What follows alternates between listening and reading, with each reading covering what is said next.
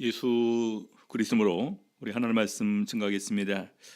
오늘부터 계속해서 우리 다니엘서 같이 살펴보시면서 우리 하나님의 은혜 같이 나누는 시간 갖도록 하시겠습니다.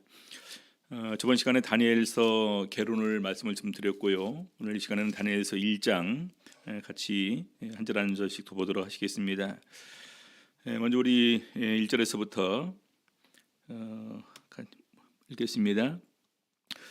유다 왕 여호야김이 위에 있은 지 3년에 바벨론 왕 느부갓네살이 예루살렘에 이르러 그것을 에워쌌더니 유다 왕 여호야김, 우리 그 열왕기 상하나 또 이제 이사야, 예레미야, 에스겔을 공부를 하게 될 때 제가 이제 마지막 때 왕을 좀 이렇게 이름을 말씀드렸습니다. 멸망하기 전에 마지막 좋은 왕이 요시야 왕이었고요. 요시야 다음에 여호아하스, 여호야김, 여호야킨, 시드기야. 마지막 왕을 기억하는 방법이 이제 뭐 시들기 시작해서 시드기야 이렇게 기억을 한다고도 합니다. 그래서 그 부분을 잠깐 이렇게 이제 이해할 수 있도록 오늘 나눠드린 그런 그 자료에 요시야 왕부터 여호아하스 왕 이렇게 순서대로 열왕기하 23장, 24장의 내용을 가지고 정리를 해드렸습니다. 아시는 바와 같이 요시야 왕은요, 애굽 왕 바로 누구가 아수르를 치기 위해서 이렇게 이제 올라가게 될 때 끝까지 이렇게 얘기를 합니다. 나는 하나님의 명을 받아서 아수르를 치러 가는 거니까 나를 막지 말라. 근데 끝까지 요시야가 이렇게 막으니까 바로 이제 애굽 왕 바로 누구가 요시야를 이렇게 이제 죽이게 됩니다. 그리고 이제 그 백성들이 이 요시야 왕의 시체를 장사를 지내고 요시야 왕의 아들 여호아하스 왕을 세우는데 이제 그 석 달을 치리하게 됩니다. 그리고 이제 보게 되면 요시야의 아들 엘리야김이 그 뒤를 이어서 왕이 되게 되는데 이 엘리야김의 이름을 바꾸어서 여호야김이라고 이렇게 바꿉니다. 그리고 여호아하스는 애굽으로 이제 잡혀가게 되고 애굽에서 죽음을 당하게 됩니다.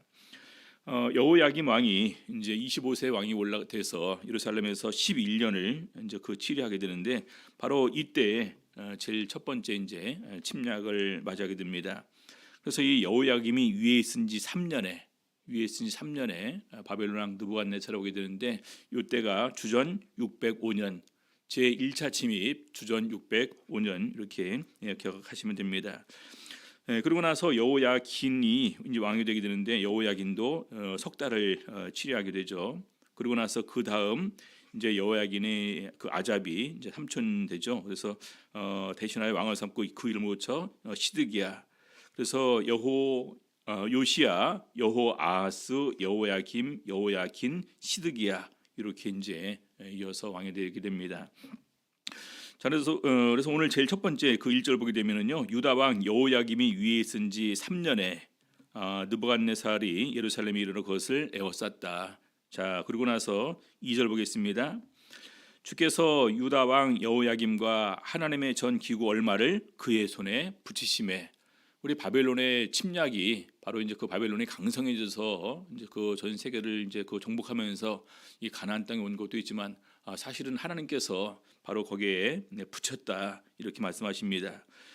그래서 그가 그것을 가지고 신할 땅 자기 신의 묘에 이르러 그 신의 보고에 두었더라.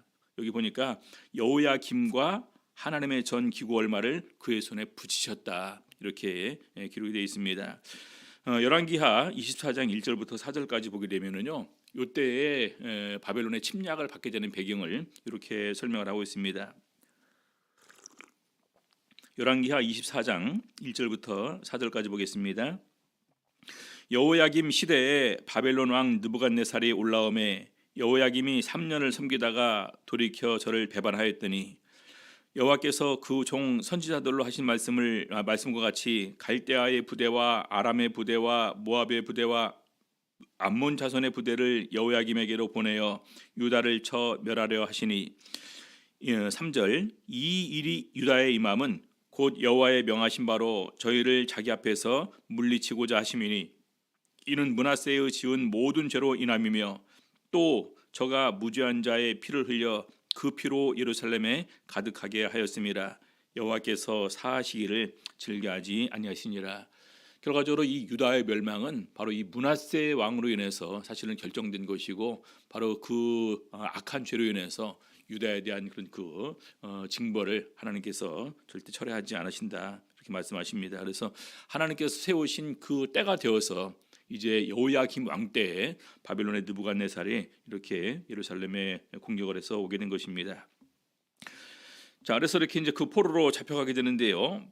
다음에 두 번째 우리가 좀 볼 것은요, 바벨론 왕의 정책과 우리 이제 그 신앙인들의 신앙의 미혹을 받는 이런 모습이 이렇게 거기에 기록되어 있습니다. 다니엘서 1장 3절, 왕이 환관장 아스부나스에게 명하여 이스라엘 자손 중에서 왕족과 귀족의 몇 사람 곧 흠이 없고 아름다우며 모든 재주를 통달하며 지식이 구비하며 학문에 익숙하여 왕궁에 모실 만한 소년을 데려오게 하였고 그들에게 갈대아 사람의 학문과 방언을 가르치게 하였고, 첫 번째 포로로 잡혀간 그들에게 임하는 유혹은요, 이 권세와 명예의 유혹이 그들 앞에 이렇게 임하게 됩니다. 여러분들, 포로로 끌려가게 되는 것 자체가 얼마나 참 막연하고 또 두려운 일입니까? 앞으로 내가 거기서 어떠한 일을 만나게 될지도 모르고, 또 이 포로한테 누가 이렇게 환대를 해주겠습니까? 근데 우리 아수르가 말살 정책을 펼쳤다면은요, 우리 바벨론은 융화 정책을 펼치게 됩니다. 포로로 잡아온 사람들 중에서 우수한 소년들을 훈련을 시켜서 왕궁에서 등용해서 또 각도에 보내서 다스리게 함을 통해서 전체적으로 이렇게 바벨론의 반기를 들지 않고 융화시키는 이런 정책을 쓰게 되는데, 바로 거기에서 우리 그 다니엘과 그 포로들도 함께 그런 유혹에 이렇게 직면하게 됩니다. 자, 여기 보니까요, 왕족과 귀족의 몇 사람이라고 되어 있습니다. 왕족과 귀족의 몇 사람. 우리 이제 북왕국 아수르가 멸망을 당하고 많은 유리 레인들과 제사장들이 이렇게 유다 땅으로 넘어오게 됩니다. 그래서 우리 유다에는요, 대부분의 이제 피난 온 사람들과 주축이 이제 유다 지파와 베냐민 지파, 레위 지파 제사장이 유다에 이렇게 남아 있었겠죠. 그래서 이 왕족과 귀족 몇 사람, 유다 지파 아니면 베냐민 지파일 것입니다. 그래서 다니엘은 유다 지파로 이렇게 알려지고 있죠.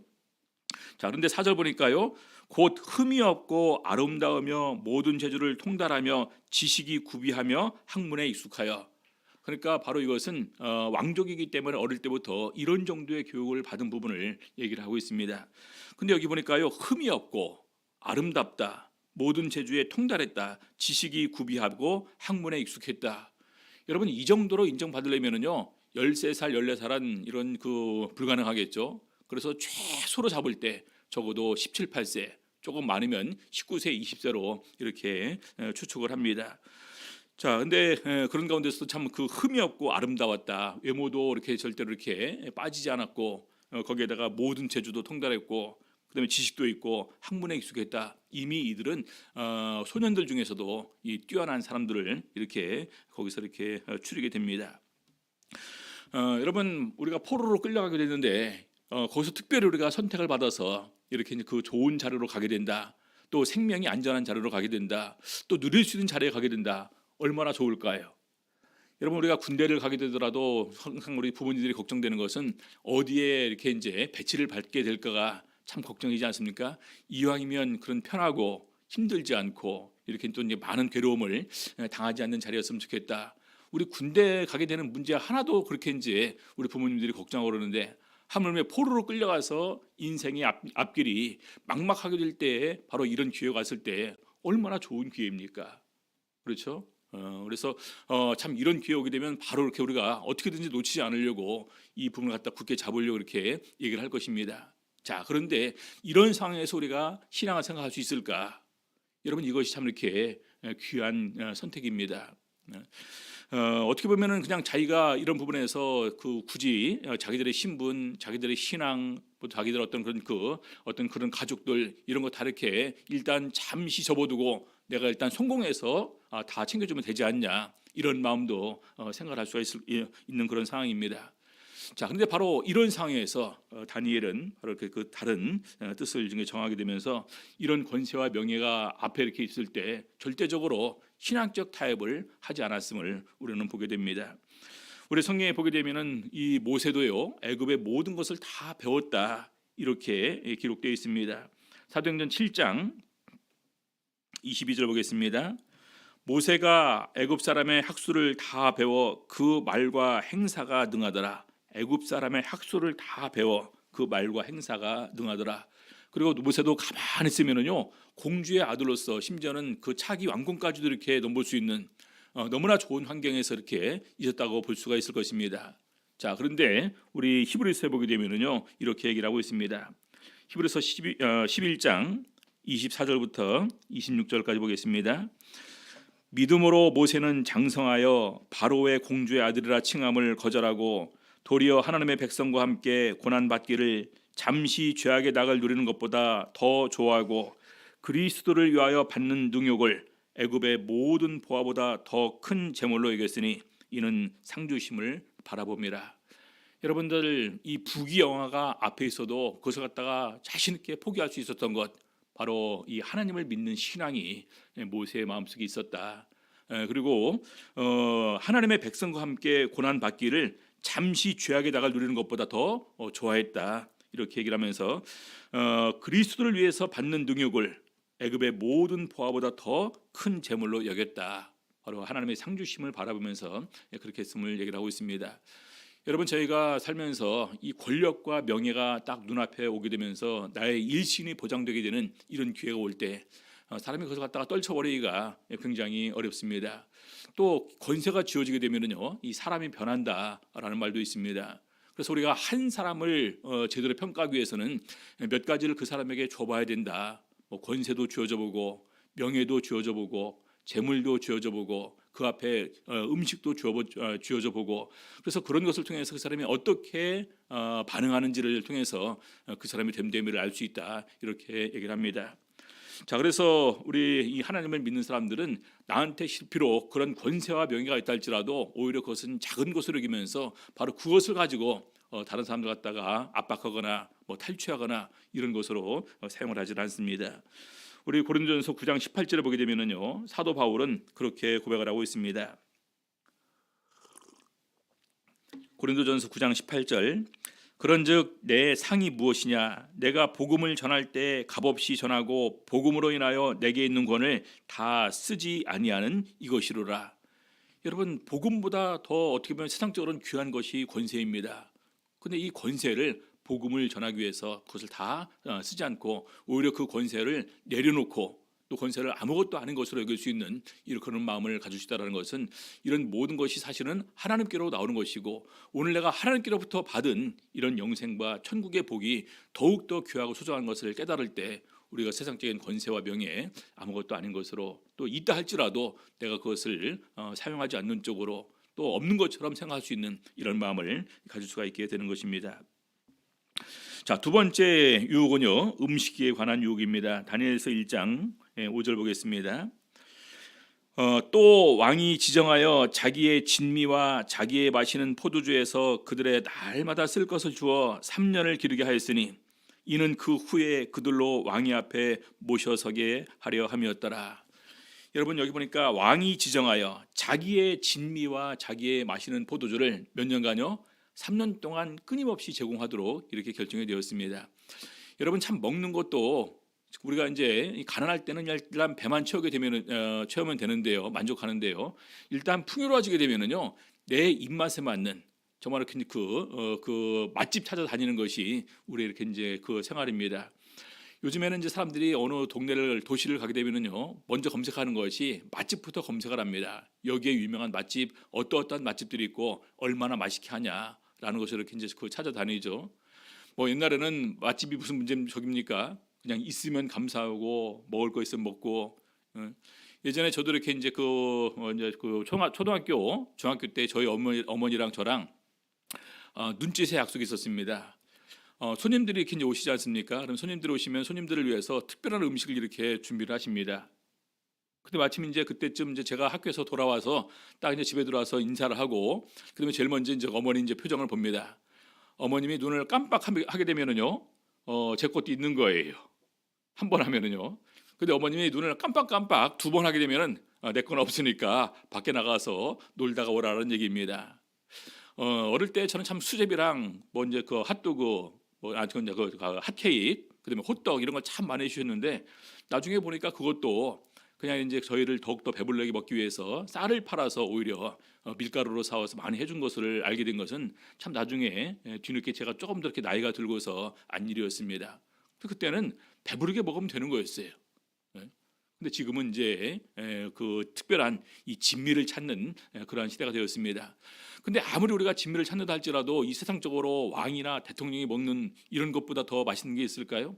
아마 최고의 요리사들이 왕을 위해서 요리하고 또 대통령들을 위해서 이렇게 요리를 할 것입니다. 근데 우리 다니엘과 그 친구들에게 주어진 것이 바로 그런 진미가 보장이 되었다라는 것입니다. 얼마나 맛있을까요? 여러분, 근데 진미 좋아하지 마시기 바랍니다. 진미 좋아했다가 장수하지 못합니다. 우리 왕들이 이렇게 장수하지 못하는 이유가 너무나 잘 먹으니까, 너무나 영양이 과다니까 결과적으로 오늘날 말하면 많은 성인병이 걸려서 오히려 장수하지 못하는 것도 많이 보지 않습니까?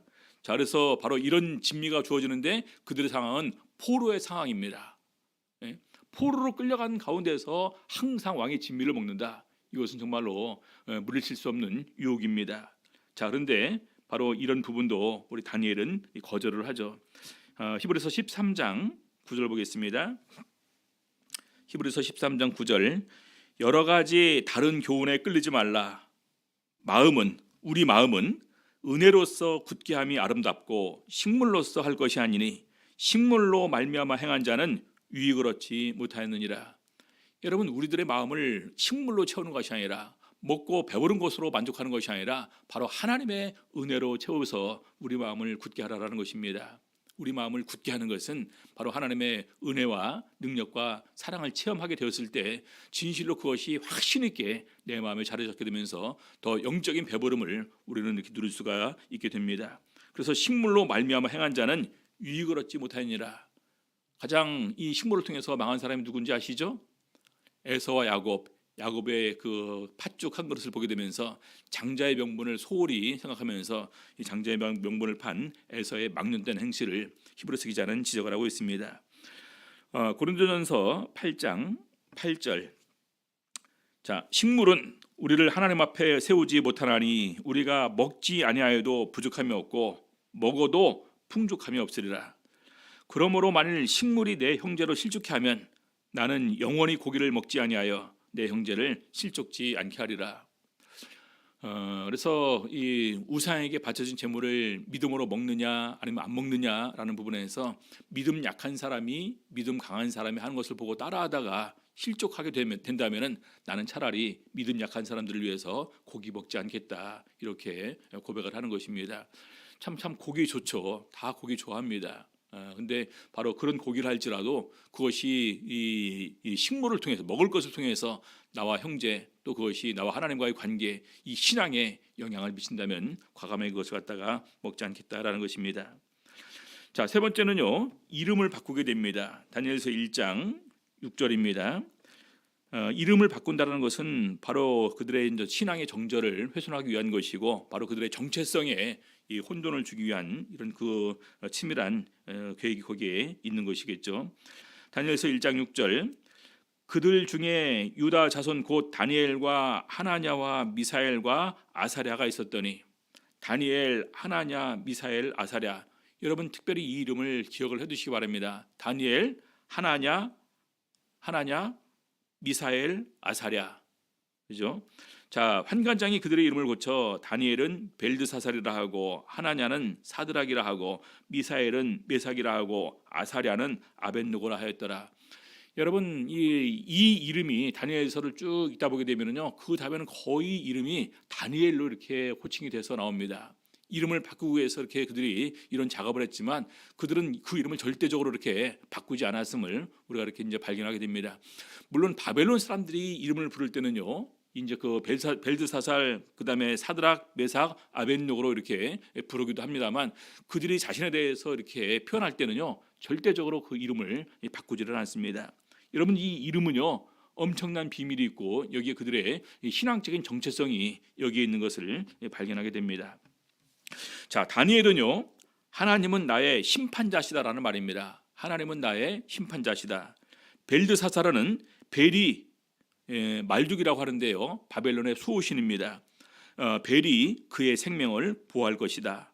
하나냐, 여호와는 은혜로우시다. 사드락 월신을 경배하는 자, 미사엘 엘 누가 하나님과 같으냐, 메삭 포도주의 여신에게 몸 바친 자, 아사랴 여호와께서 도우셨다, 아벳누고 나부 곧 말둑의 아들, 이제 아들의 종, 이렇게 이제 표현되게 되는데, 원래 그들의 이름이 참 좋은 이름입니다. 하나님은 나의 심판자시다, 여호와는 은혜로우시다, 누가 하나님과 같으냐, 여호와께서 도우셨다. 근데 이것을 전부 다 바벨론화 시켜서 바벨론의 신과 연관시켜서 이름을 이렇게 바꾸게 되는 것입니다. 여러분, 이름이 참 중요합니다. 왜 중요할까요?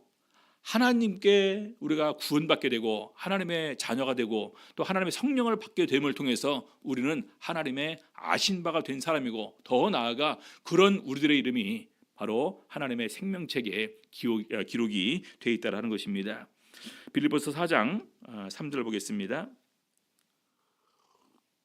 빌립보서 4장 3절, 또 참으로 나와 멍에를 같이 앉아 네게 구하노니 복음에 나와 함께 힘쓰던 저 부녀들을 돕고 또한 글레멘드와 그 위에 나의 동역자들을 도우라. 그 이름들이 생명책에 있느니라.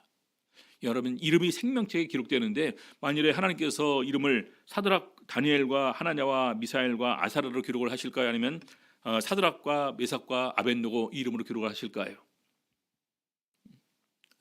하나님의 이름을 망령되이 걷지 말고 나 외에 다른 신을 네게 있게 말라 하셨는데, 만약에 정말로 기록하신다면 하나님께서 친히 그들에게 주신 그 이름으로 기록을 할 것이다라는 것입니다.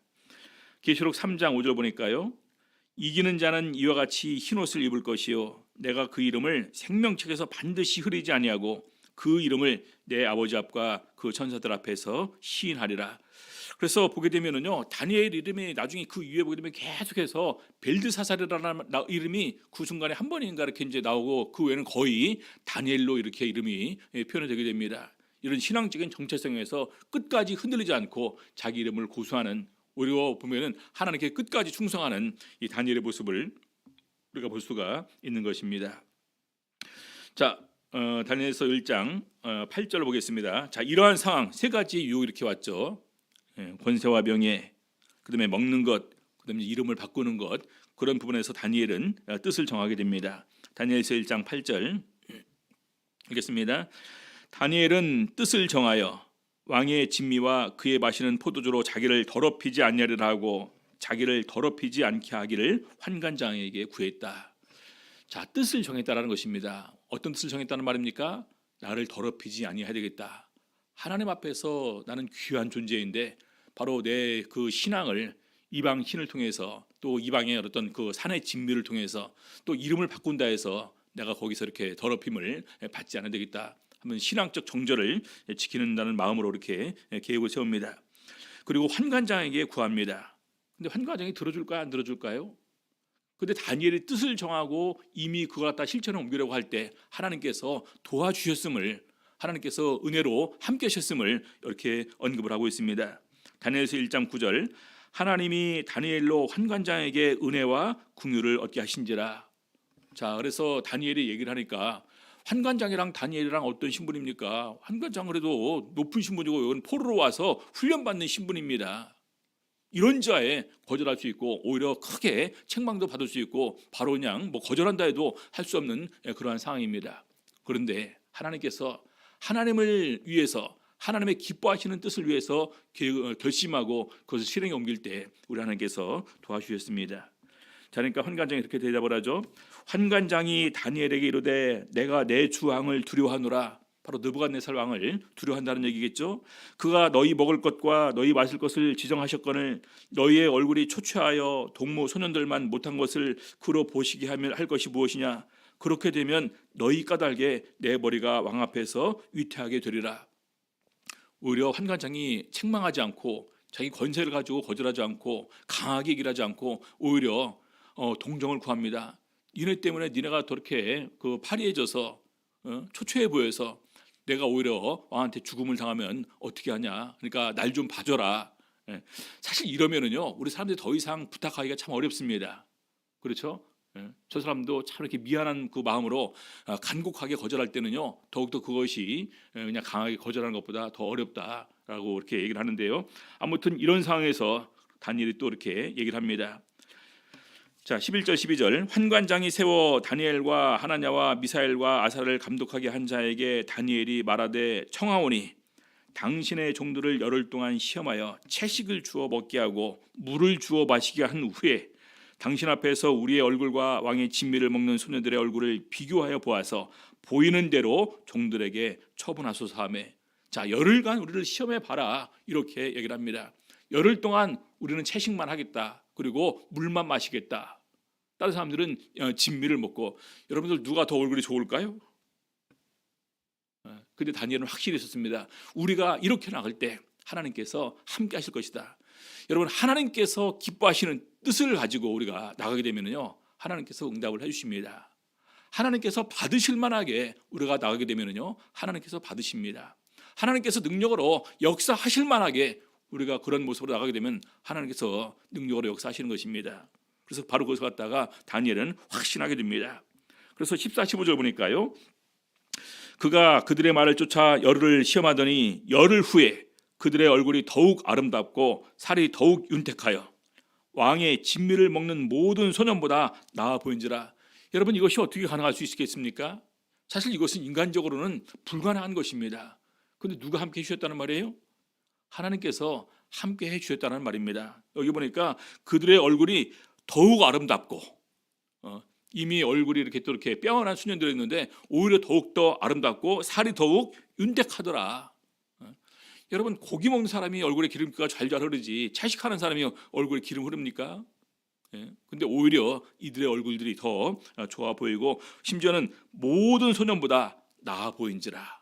왕의 진미를 먹는 모든 소년보다 더 나아 보였다. 16절 이러므로 감독하는 자가 그들에게 분정된 진미와 마실 포도주를 제하고 채식을 주니라.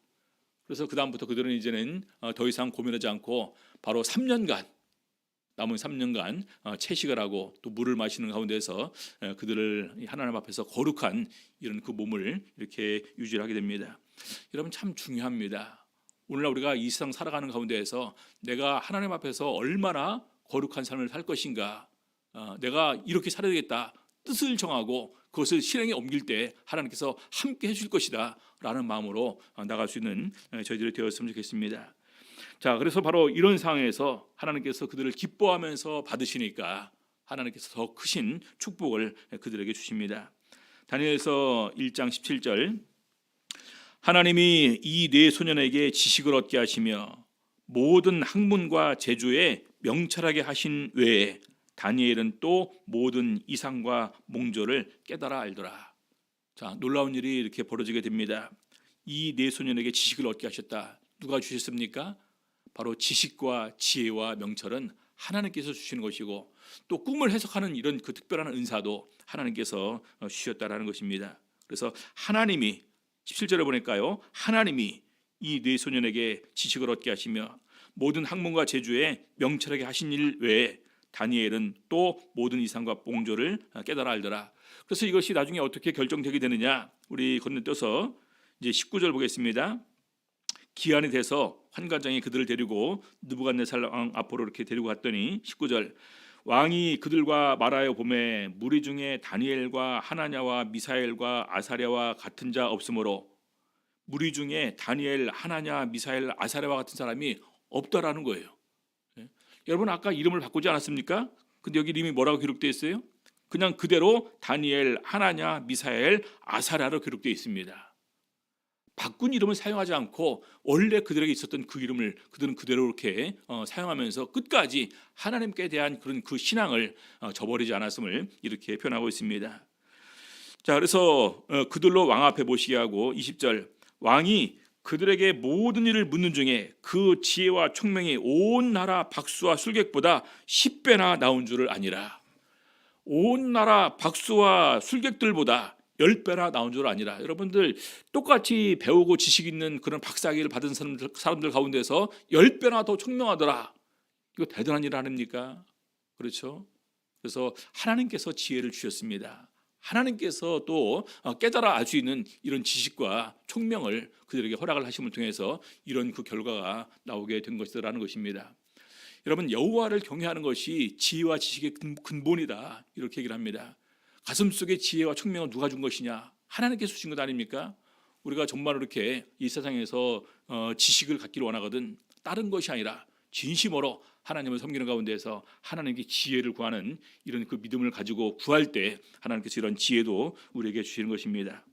우리 성경에 보게 되면은 특별히 성소를 짓기 위해서 이제 하나님께서 이제 부사를 부르시는데 하나님의 신을 그에게 충만케 하여 지혜와 총명과 지식으로 여러 가지를 하게 하셨다 기록되어 있고요.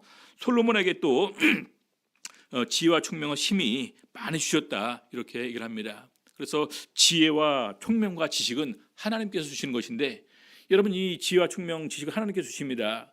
이 지혜와 총명과 지식을 어디에 사용할 때 우리 하나님께서 제일 좋아하실까요? 지혜와 총명과 지식을 주었더니 하나님을 섬기는 것이 아니라 하나님의 뜻을 아는 것이 아니라 오히려 다른 것 자기 욕심과 자기 마음의 소원을 이루기 위해서 그쪽으로만 나가게 된다면 하나님께서 좋아하실까요? 그래서 우리 사도 바울은 이렇게 권면합니다. 골로새서 1장 9절 보겠습니다. 이로써 우리도 듣던 날부터 너희를 위하여 기도하기를 그치지 아니하고 구하노니 너희로 하여금 모든 신령한 지혜와 총명에 하나님의 뜻을 아는 것으로 채우게 하시고 모든 신령한 지혜와 총명에 하나님의 뜻을 아는 것으로 채우게 하시고 여러분 지혜와 지식과 총명은 하나님께서 주시는 것입니다. 근데 그 주신 지혜와 총명과 지식을 가지고 오히려 하나님의 뜻을 아는데 더 사용하려고 하게 될 때 우리 하나님께서 얼마나 더 기뻐하실 거예요. 여러분 이 세상 살아가게 될 때 가장 첫 번째가 지혜입니다. 근데 그 지혜가 정말로 빛을 발하는 것은 하나님의 뜻을 헤아리게 될 때 그 지혜는 더욱더 빛나게 되는 것입니다. 자 마지막으로 다니엘서 1장 21절 다니엘은 고레스 왕 원년까지 있으니라. 고레스 왕 원년까지 주전 538년 39년까지 이렇게 있었다라는 얘기인데 그만큼 장수했다라는 것입니다. 그래서 우리 잠언서 22장 4절 기억하기 좋죠. 224 22장 4절에 겸손과 여호와를 경외함의 보응은 재물과 영광과 생명이니라. 여러분 믿으십니까? 바로 이러한 증거가 바로 다니엘과 하나냐와 아사엘과 미사엘과 아사랴, 다니엘, 하나냐, 미사엘, 아사랴. 그래서 특별히 직접적인 이런 증거로서 이런 친구들의 삶을 보여주고 있습니다.